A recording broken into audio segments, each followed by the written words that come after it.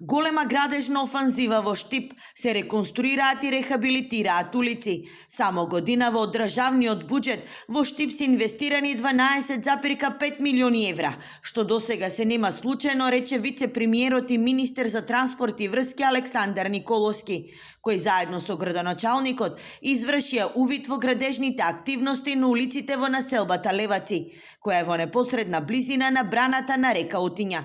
Министерот и вице-премиер најави нови инвестиции за наредната година, а на Штипјани им вети дека пред стартот на летната сезона во 2027 во употреба ќе биде пуштена и долго очекуваната брана. Вчера се распиша тендер за доизградба на браната на Отиња, што конечно ќе значи завршување на овој долго ветуван проект. Определивме 2 милиони евра дополнително за завршување на браната. Тендерот е веќе активен. Очекувам на крајот на овој месец да имаме избран изведувач.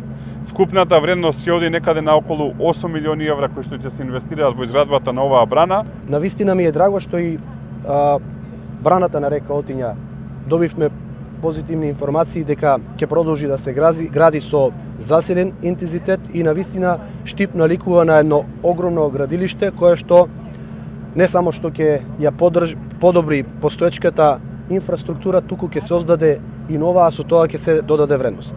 Вице-премиерот Николовски се осврна и на проблемот со депонијата во Кочани, каде граѓани повеќе од 2 седмици не дозволуваат да се депонира отпад од соседните општини.